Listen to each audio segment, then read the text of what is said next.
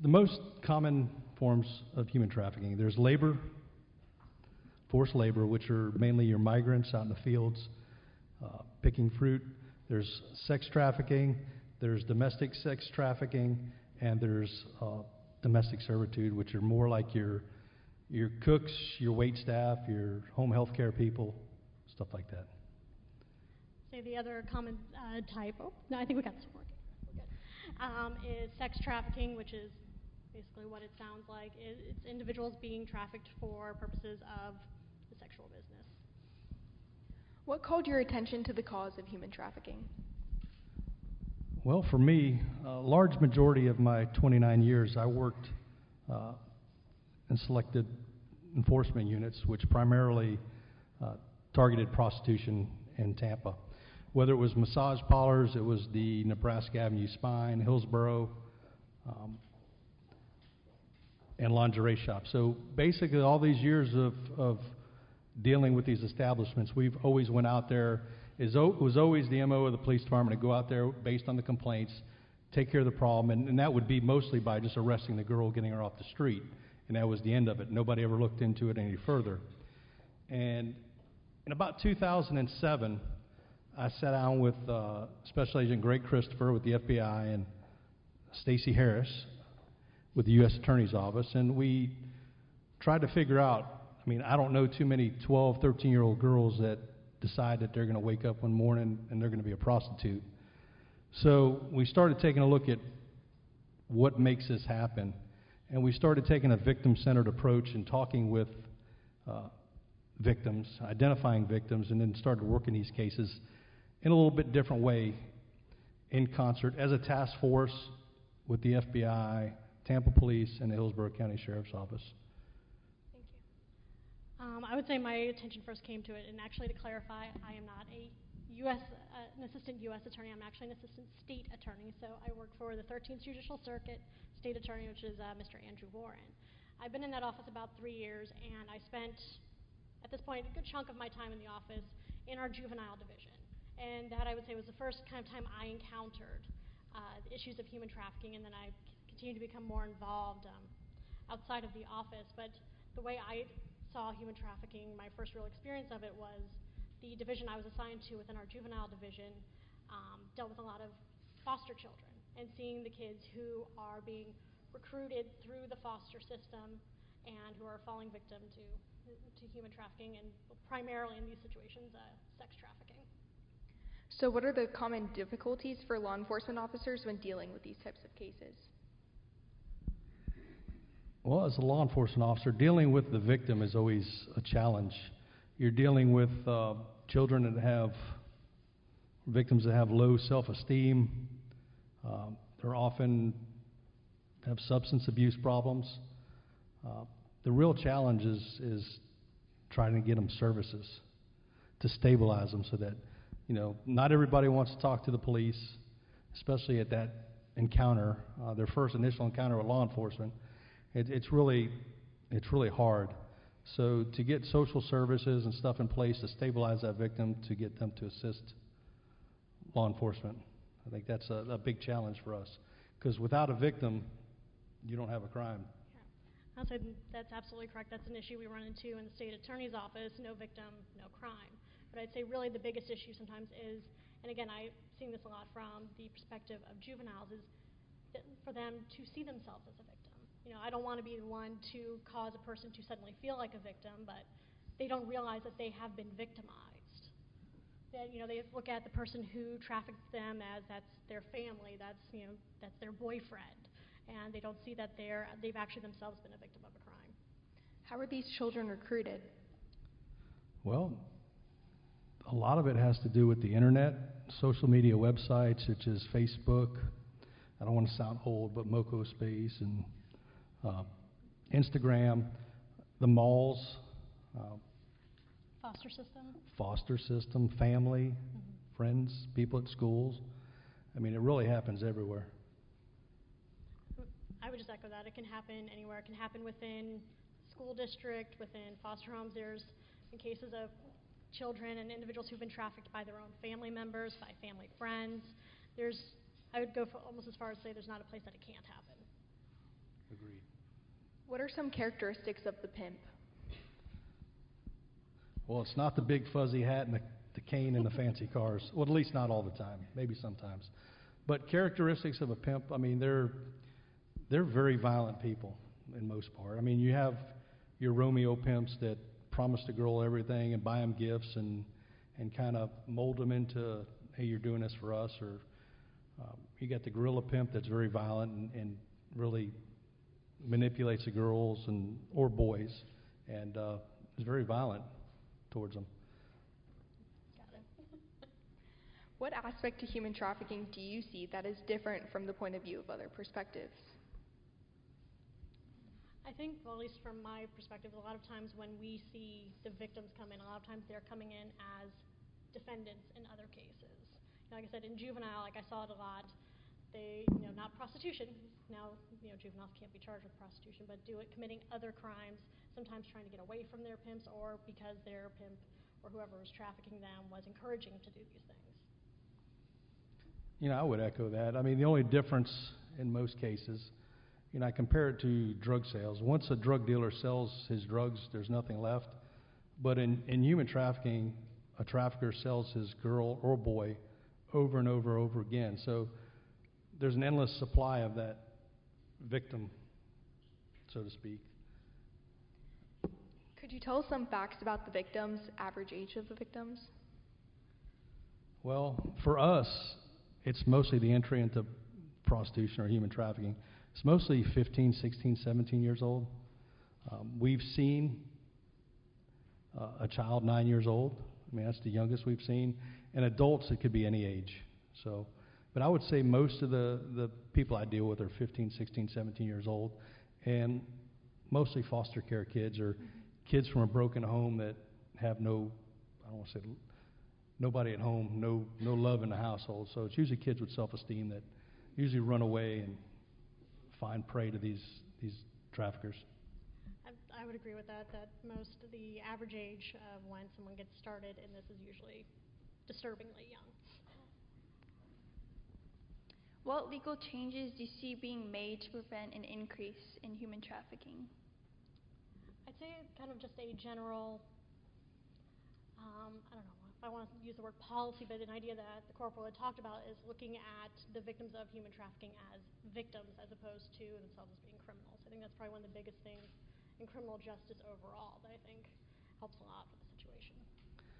I'd just like to say, just in my experience, and I've been working human trafficking since 2007, and with all the new laws, the federal laws and the state laws that pretty much mimic the federal law, I don't see any issues with the legal system of it.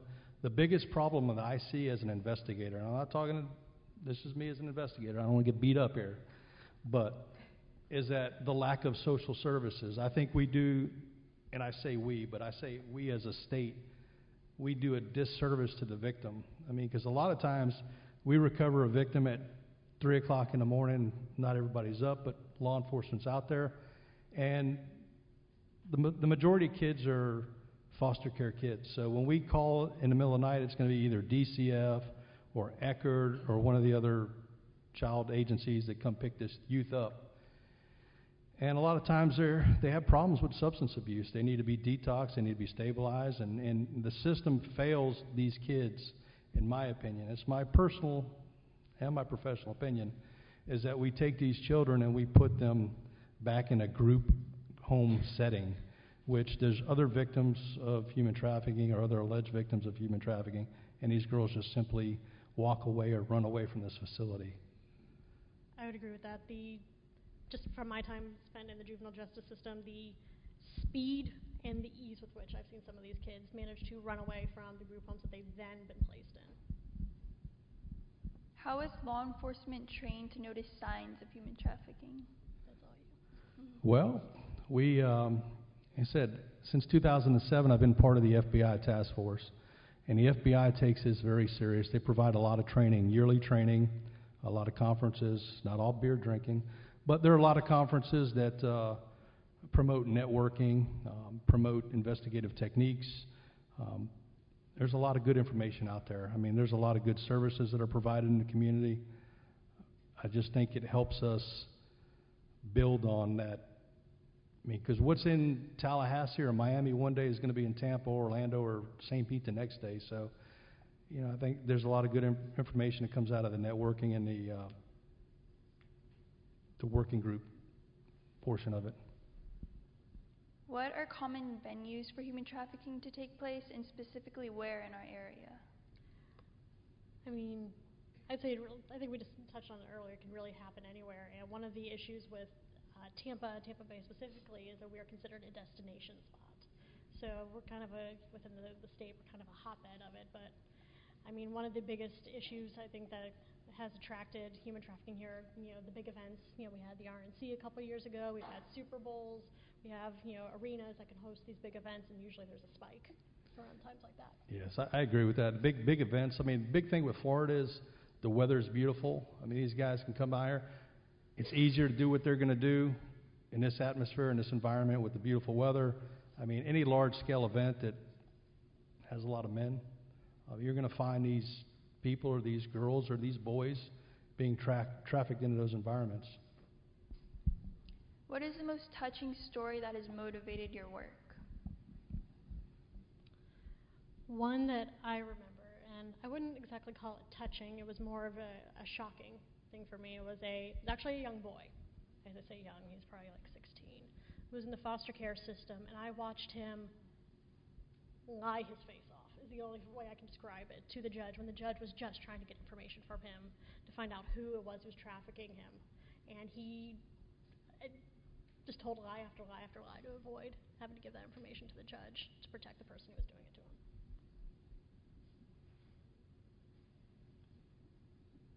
I agree.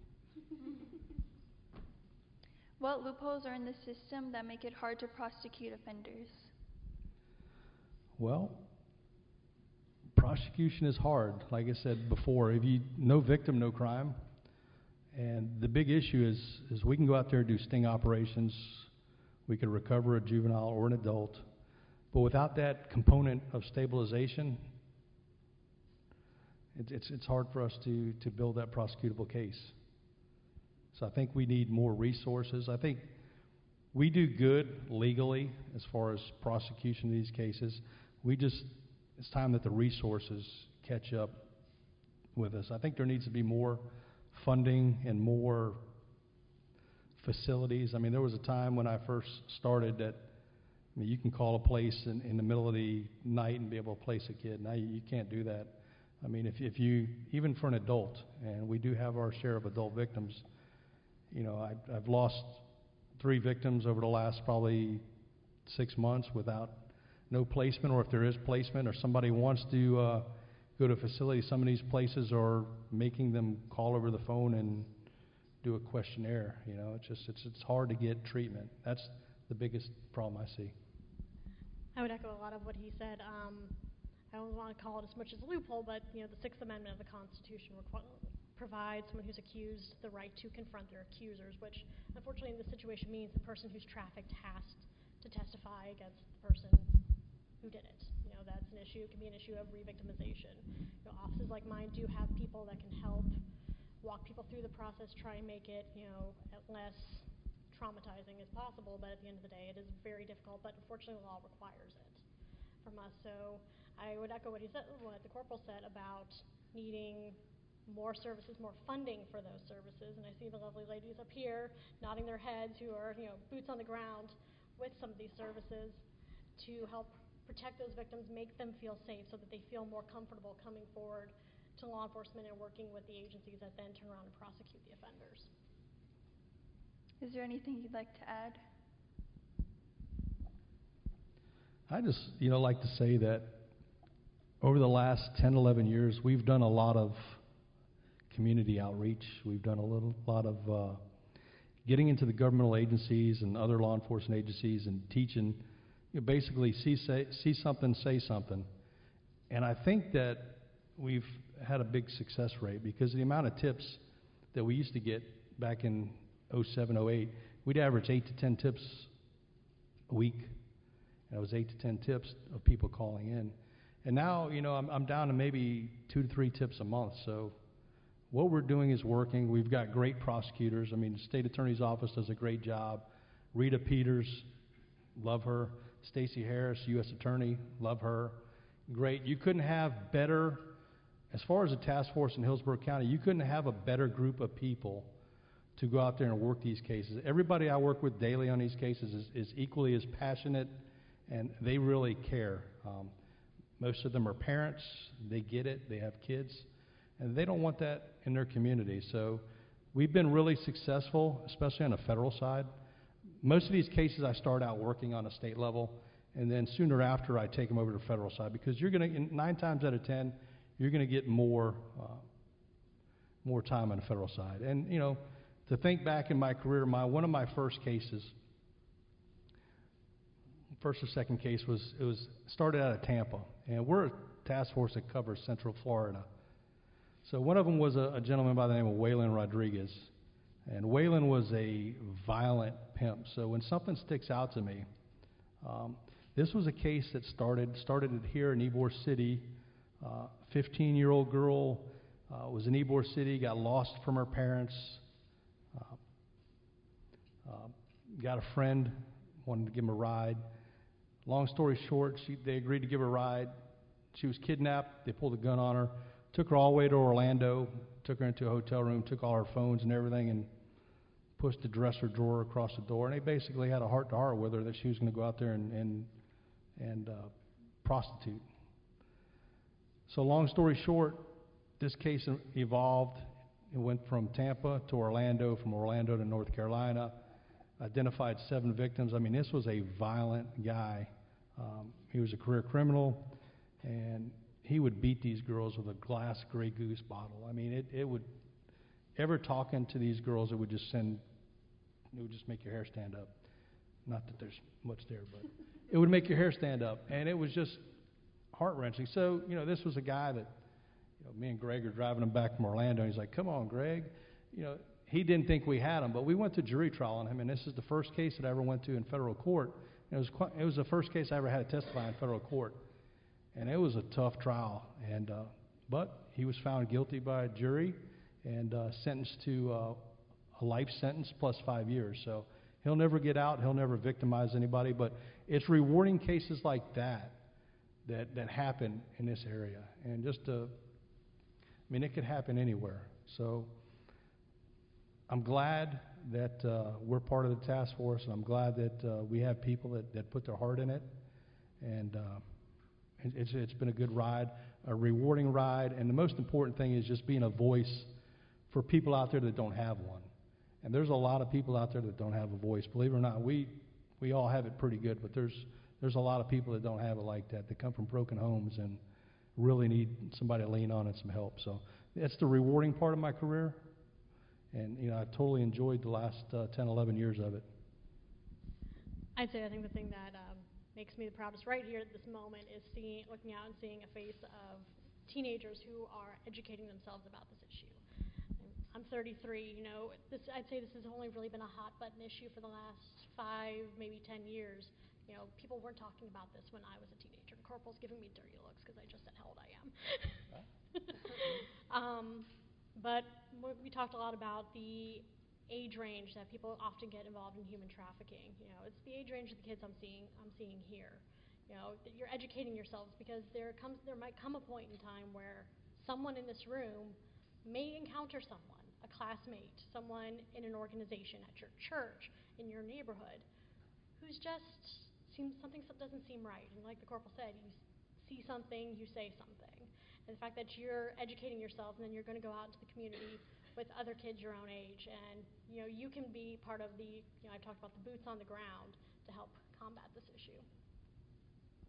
Thank you, Corporal Victor and Ms. Burley, for joining us today. If anyone in the audience has any questions, please remember to ask them in the Q&A session after the break.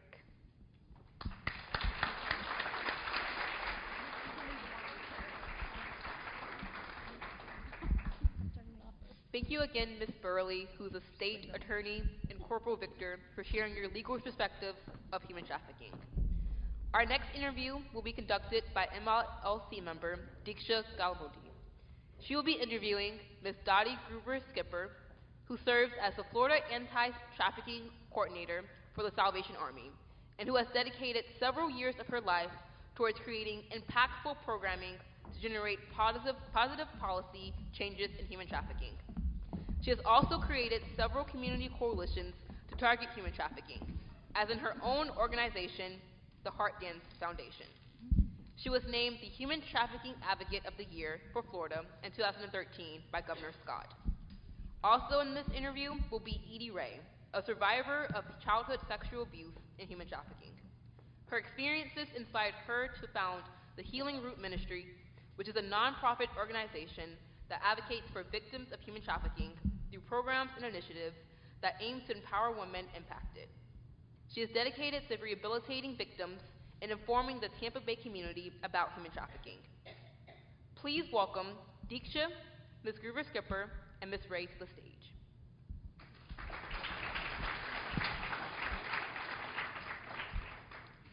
So, Ms. Edie and Ms. Skipper, since the both of you work for or have founded organizations that cater specifically to the Tampa Bay area, what are the biggest issues relating to human trafficking that you have found in the area?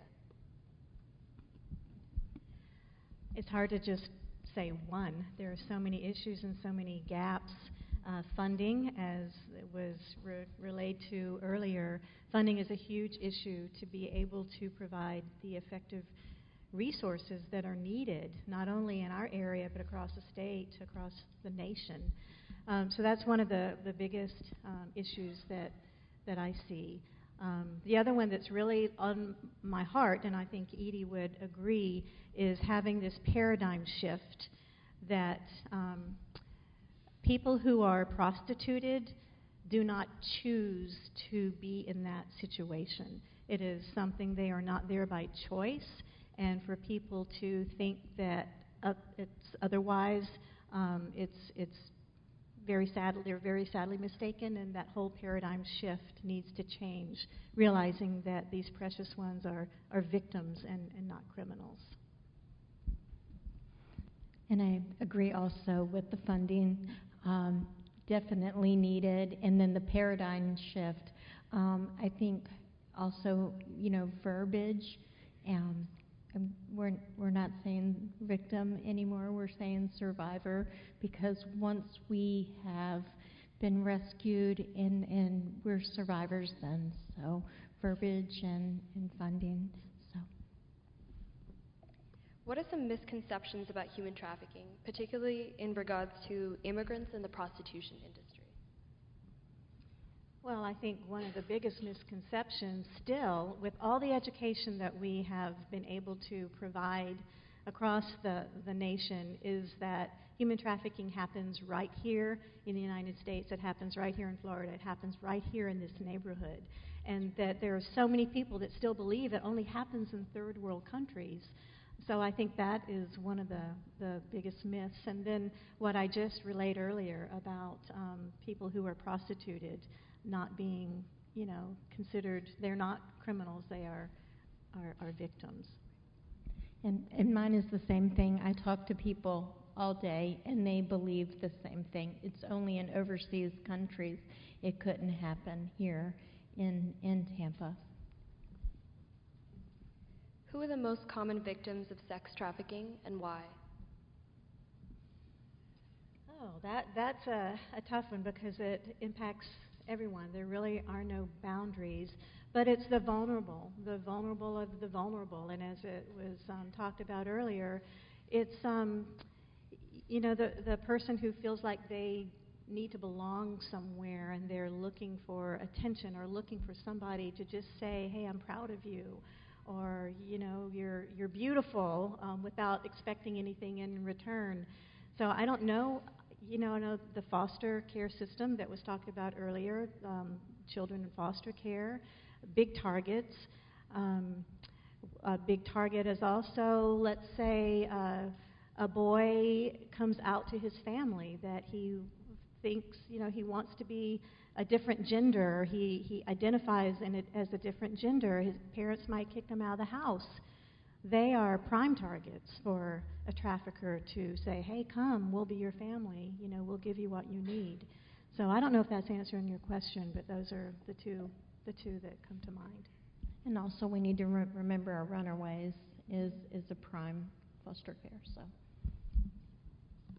Ms. Rhea, as a survivor of human trafficking, can you tell us a little bit about your story? And also, what aspects of human trafficking do you still see widespread today? So I was trafficked from the age of 10 till I was 17 here in the Tampa Bay area. People ask quite often, you know, how many times was you sold? And to that answer, one time is too many. And was rescued at 17. And as far as what I see most, a lot of labor trafficking. I think a lot of sex trafficking now is becoming more visible. Ms. Skipper, you have been serving the Tampa Bay community for over 30 years to combat victims of trafficking. And during this time, you formed several coalitions, such as the Free Network. What do these coalitions aim to do? Well, the Free Network really started as an advocacy arm to the Clearwater Tampa Bay Area Task Force on Human Trafficking.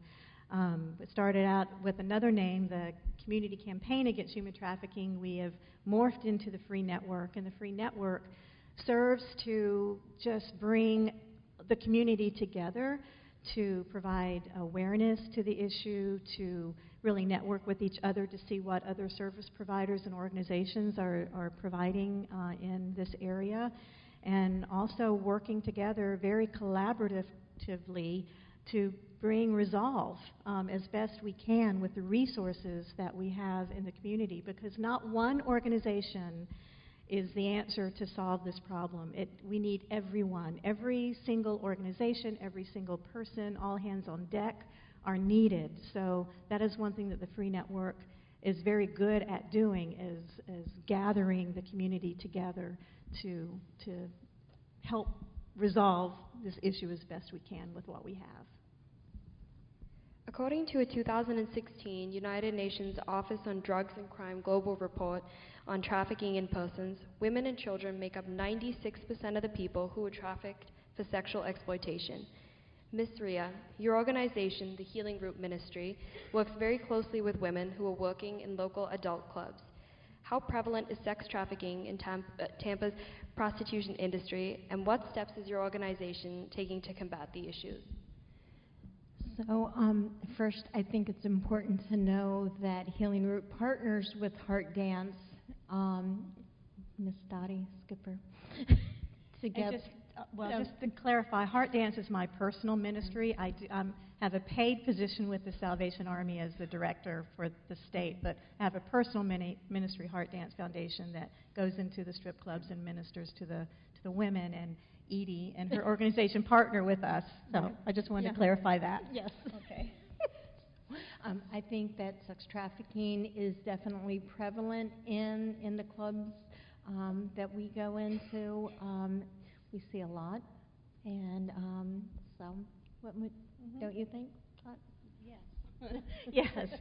Yes, we do. And I don't know exactly what the question was, but we do strip clubs, massage parlors, brothels, strip clubs that we are more familiar with through our ministry is a grooming ground for sex trafficking. And it's a place where traffickers will kind of allow their product, for lack of a better word, to learn the trade and what to do, what not to do. So it is a grooming ground for sex trafficking. We have seen a lot in the clubs.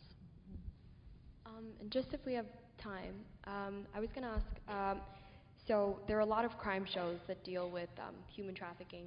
And so how do you see the representation of human trafficking in the media?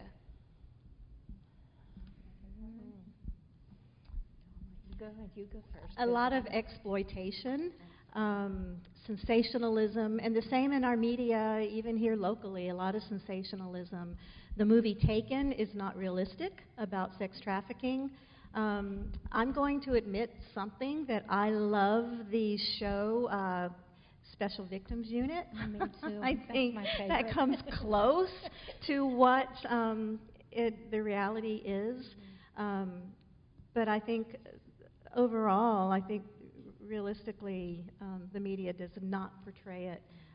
They sensationalize the issue to get ratings. Absolutely. And a lot of times, as a survivor, some of the images can be triggering to survivors. So I think the bondage stuff needs to go. It needs to be more uplifting. And I know we need to get our message across, but we need to remember our survivors. Is there anything else that you'd like to add to conclude? Well, I just want to say this is wonderful to see all of you out there, because you are that age. You are the target, actually, of the traffickers. So the more that you can learn about this issue and just be aware and recognize the signs, and if there's someone that you suspect that's acting a little off, if you have a girlfriend who all of a sudden comes in with these expensive Coach purses or expensive cell phones, expensive jewelry, has a much older boyfriend, is starting to withdraw, that's a big red flag. So be on the lookout for those kind of things. And it's very important to have a trusted adult that you can go and talk to if you suspect anything. Find that trusted adult, whether it's a counselor at school, someone at church, your parent, your aunt, your relative, a friend. Find that trusted adult and relay your concerns to them. That's what I would like to leave with you guys. What I would say, too.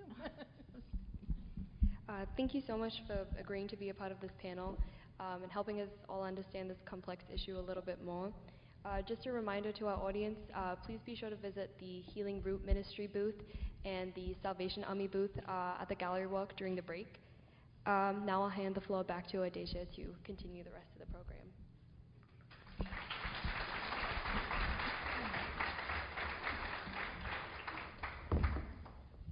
Thank you, Ms. Gruber-Skipper and Ms. Ray, for sharing your experience and expertise on this issue. Next, MILC member Rachel Brown will be interviewing Mrs. Natasha Nascimento, the founder and executive director of Redefining Refuge, a nonprofit organization dedicated to fighting for women and children who have been victims of human trafficking in the U.S., Australia, South Africa, and the UK. Ms. Nascimento also opened a local safe house for trafficked youth, the first of its kind in Tampa. Please welcome Rachel and Ms. Nascimento to the stage.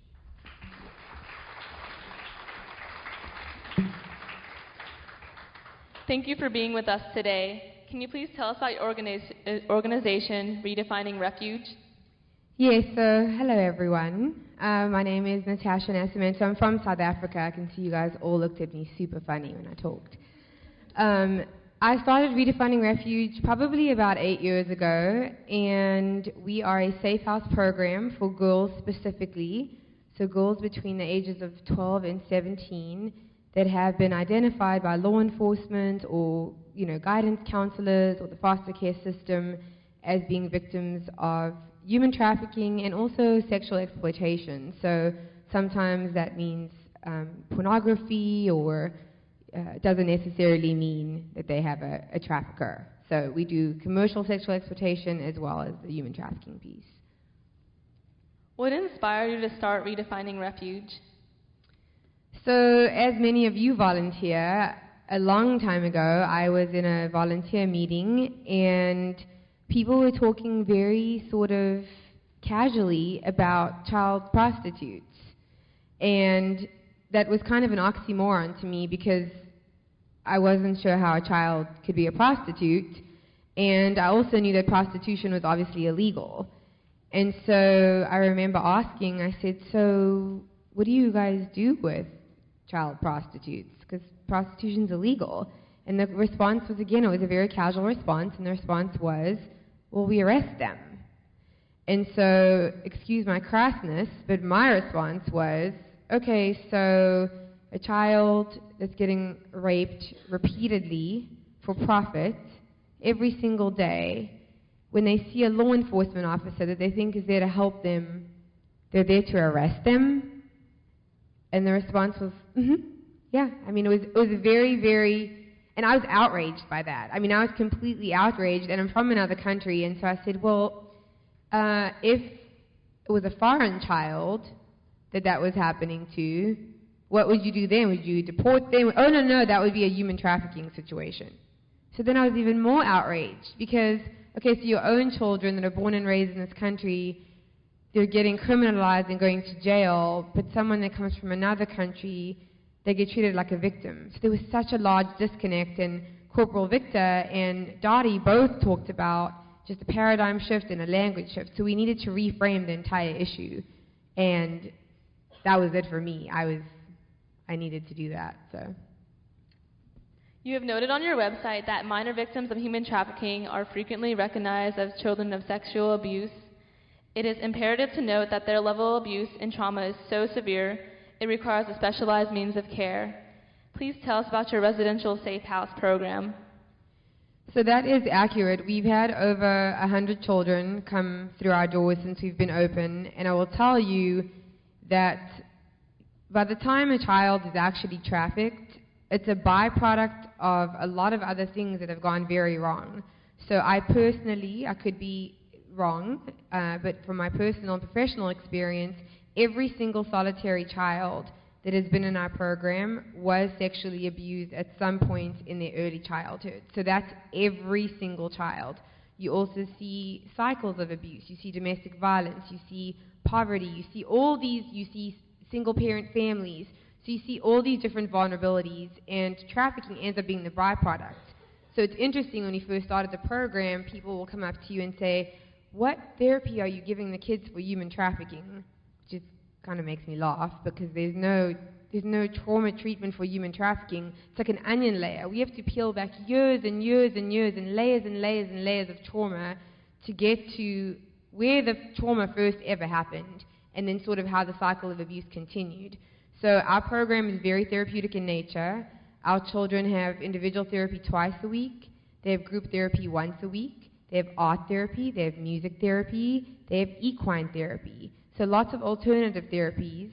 And that's because not everybody responds the same way, right? So somebody might respond really, really, really well to animals and feel a lot more comfortable having a conversation when there's an animal present. And some children are so scared of animals that they don't want to be around them ever. So we just try to provide as many different outlets as we can, but all with a very therapeutic undertone, very therapeutically intentioned all the time, to try to reach them. Is there something you recommend that we could do to be more aware of the human trafficking happening in our city of Tampa? So forums like this are fantastic, and I think I share everyone else's sentiments. There's nothing more powerful. There is nothing more powerful than youth that are advocating for other youth, for youth that are sitting in this room and that are educating yourselves. There is nothing more powerful than that. Truly, it is astounding. You guys are my favorite thing in the whole entire world. I wish I could just talk to youth all the time, because you're that powerful. You truly are. And so I think continuing the dialogue in your schools is important. Continuing the dialogue with your friends is important.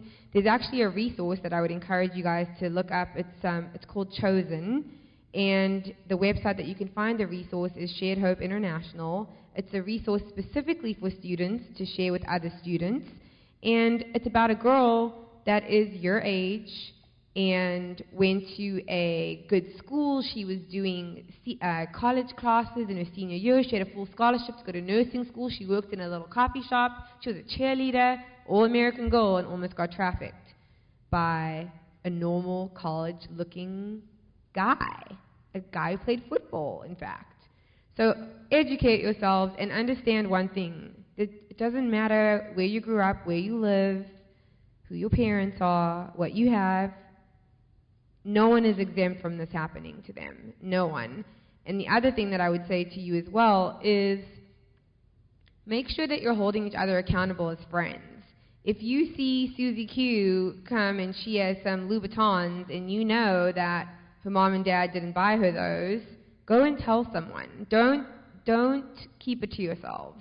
So don't be worried about ratting your friend out, because there's plenty of girls that have been in our program, believe it or not, that said they wish their friend would have ratted them out, because what ended up happening to them is 10 million times worse than you potentially ratting your friend out. So hold each other accountable for those sorts of things. Social media plays a big role in the lives of all of us, especially the ones of the younger generations. Can you share with the audience your thoughts on how you think that social media will affect those of us and expand? I could talk about this all day long.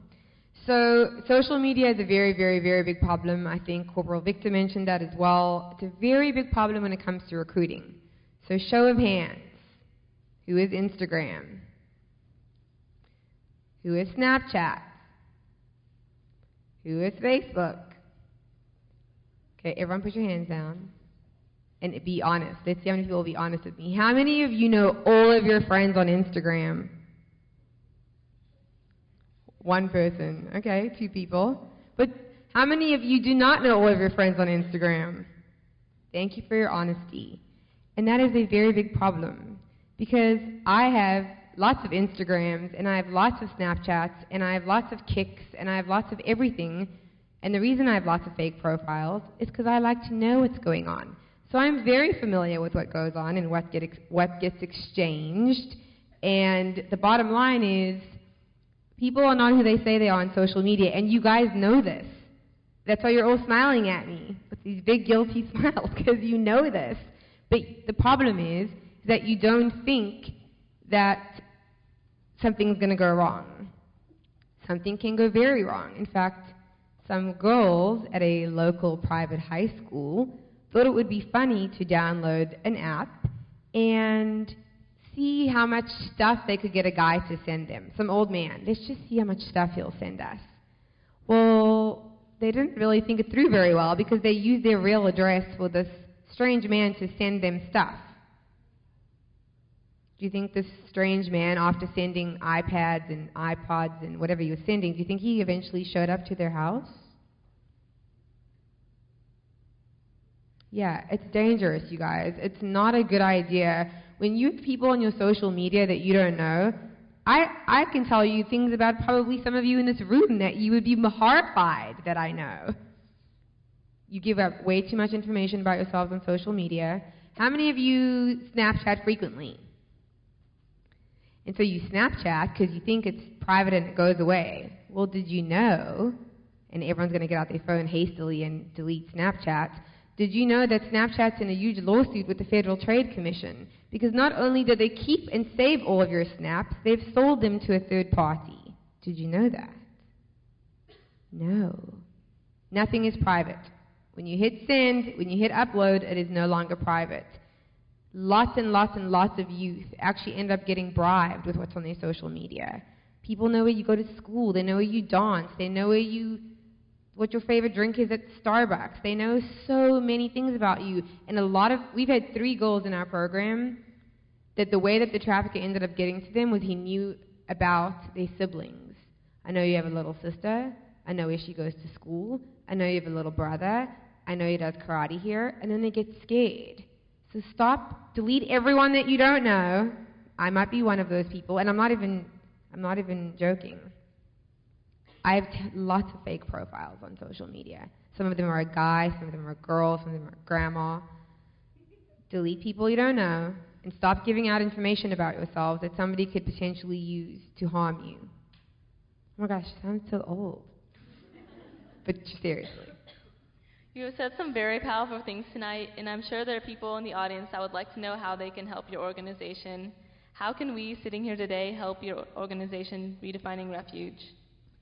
So indirectly, again, there's not many organizations that are providing services to children, but I think indirectly, again, our biggest problem with this entire movement, and Dottie said it earlier, our biggest problem with this movement is the dialogue. We need to keep talking about it. So it's fabulous that we're sitting here tonight and you're listening, but I don't want you to forget about this after tonight. I want you to keep talking about it. That we've dealt with high school students that have gone on to colleges, to Florida State, to USF, to Vanderbilt, and they've started clubs at their colleges.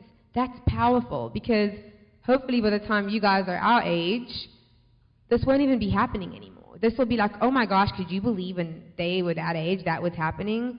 you have the power to do that. So again, dialogue, awareness, education. As far as our organization goes, obviously there's always things that we need. We need stationery, we need toiletries, we always need those sorts of things.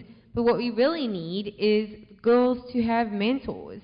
And interestingly enough, we never used to take high school students to be with our kids because you guys are too close in age. But it's actually worked out really well for us, the times that we have.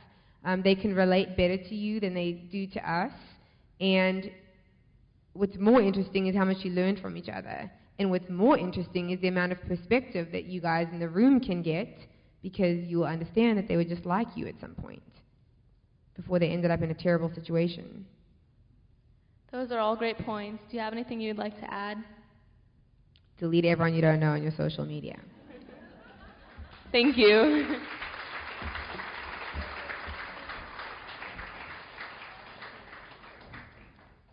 Thank you, Ms. Nascimento, for your incredible work in serving our community.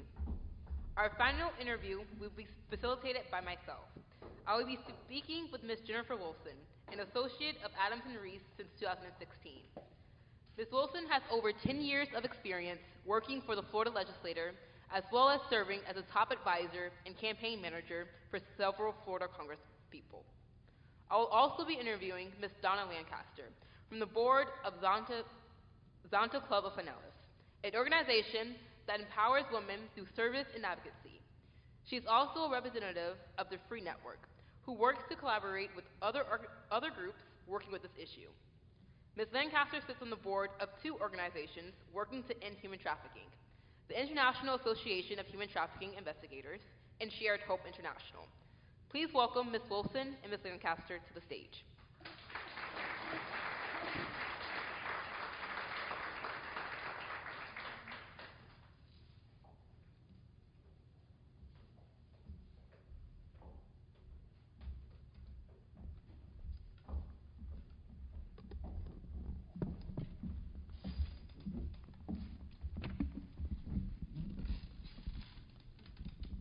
Thank you again, Ms. Wilson and Ms. Lancaster.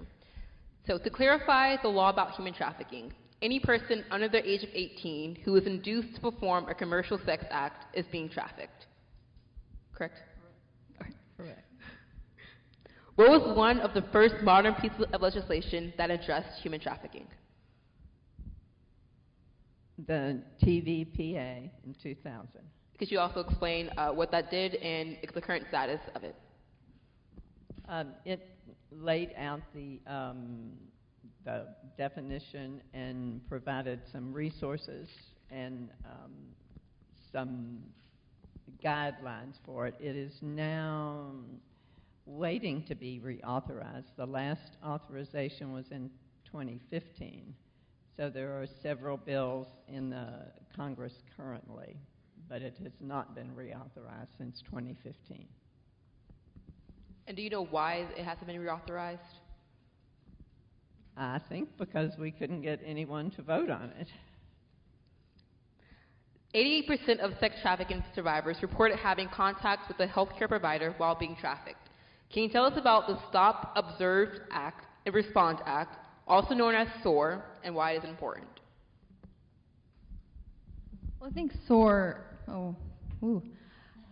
SOAR is important because, like we've heard some of the other presenters talk about tonight, it's been sort of a long process to get people to understand, including myself, really the depth of the trauma that victims face and the signs that are there, and having to address the needs of a victim or survivor after they've been trafficked is really holistic in nature. And so having more programs and training that are designed to enable healthcare providers, behavioral health professionals, social workers to identify the signs of certain types of trauma and the services that survivors can benefit from. I think that's important because that's how they move forward and really maintain that life as a survivor.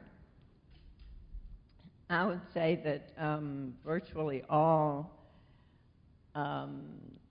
victims of trafficking will have to encounter healthcare workers. And their traffickers will typically take them to a hospital or to get medication for infections or diseases or whatever they get. They need to take care of their person who is making money for them. However, they do not want to leave this person alone with anyone who will be able to provide them any help. So typically, and one of the signs of a victim is that the guy will answer all the questions, so they're not allowed to answer. So it's a red flag if someone else is always answering for the person and they can't take them and get an answer really, how did you get this bruise, or how did this happen, or whatever. And it's unfortunate because the emergency room is not really a place for too much compassion if you've been there recently. So it's hard for, in the time constraints and what they are needing to do. As nurses are trained and learn, and there is in Florida, starting 2019, all nurses have 2 hours of training, which is not much, but it's something. They will be able to pick up on some of these things, and even something as simple as what nurses and doctors can do for domestic violence victims. If you say, well, I have to take you for an x-ray, I have to take you to another room, you can maybe get them away from the person controlling them and have a conversation. Sometimes you can't do anything about it, but you may be able to get some information and may be able to provide some information, and she may want to leave, she may not, but at least they're not just given some aid for whatever they brought them there and then just sent away. Thank you. We talked earlier about survivors' experiences with the legal system.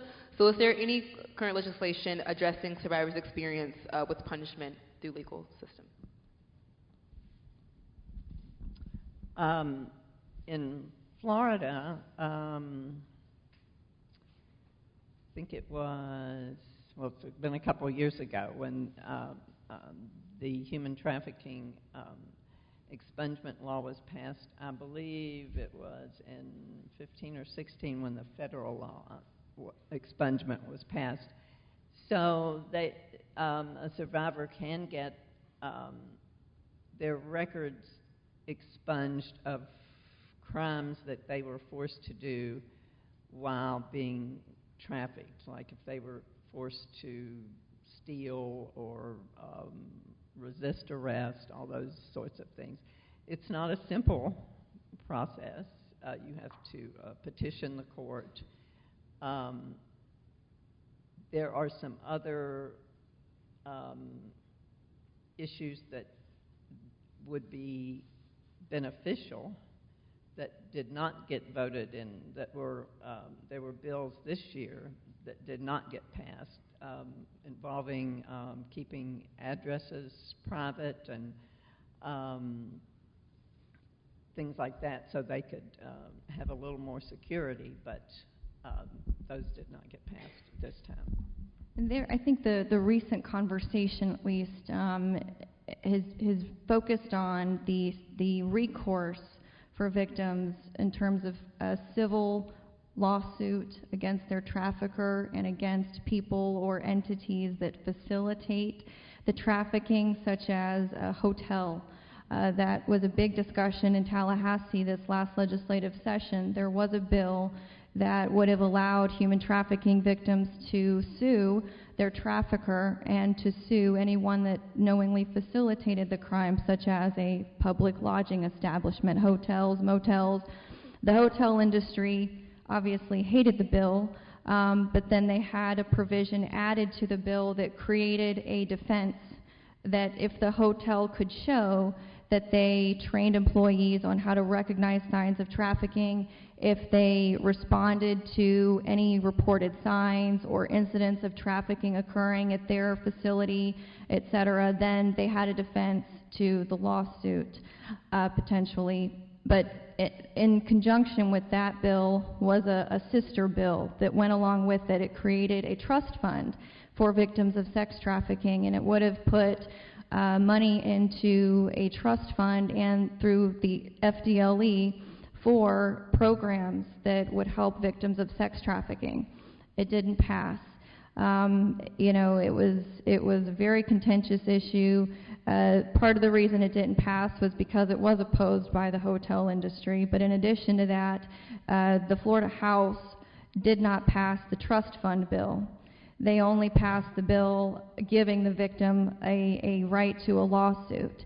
So senators, the House and the Senate was concerned that without that trust fund, without a way to require the penalties that are assessed, to go into a trust fund to help the victims, it would just be a money grab and a way, an incentive for trial lawyers to sue. So that was the concern. So the bill died for that reason.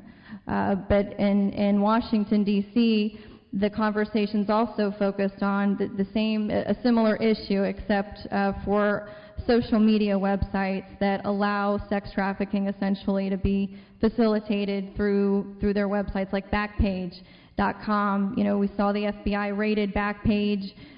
Several indictments occurred just 3 days ago, and I think the president signed the bill FOSTA into law today. So basically, it removes the immunity that website providers have for content posted on their website that they know is facilitating prostitution and sex trafficking. So that's great.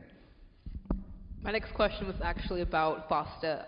It's also called SESTA, or Stop Enabling Sex Traffickers Act. And like she said, it does hold websites accountable for knowingly facilitating sex trafficking. So could you provide a little bit more context to that bill and why it could be kind of controversial in thinking about sex workers? Oh, okay.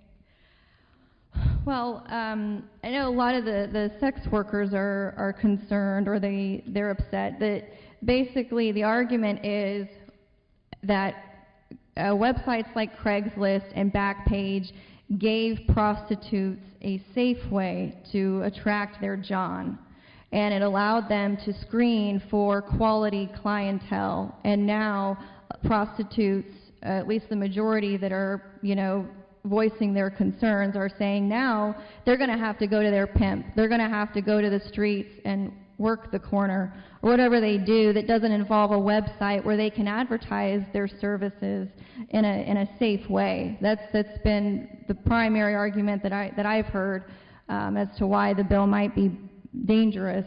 So, other than that, it's a great bill.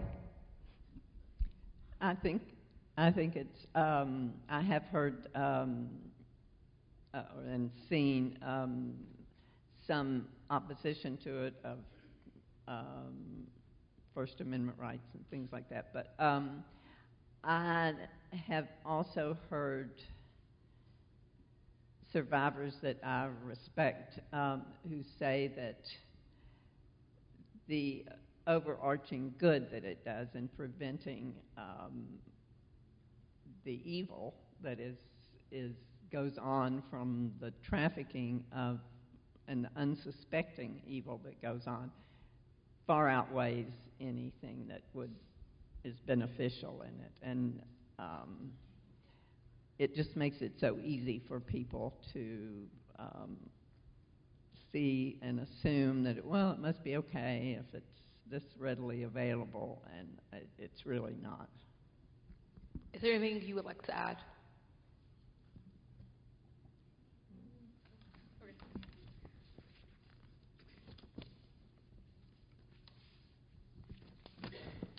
Sorry.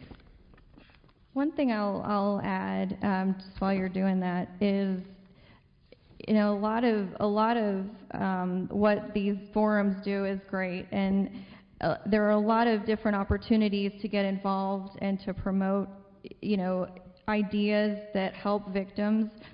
And I'll tell you, as someone who's worked in the legislature, if you think of an idea or if you hear of a problem that's not been addressed, call your state senator, call your state representative, because if they don't hear from you, if they don't hear, what's happening and that there's still part of the problem not resolved, they don't know. So I'd encourage you to reach out to your elected officials if you have an idea on how to further help victims.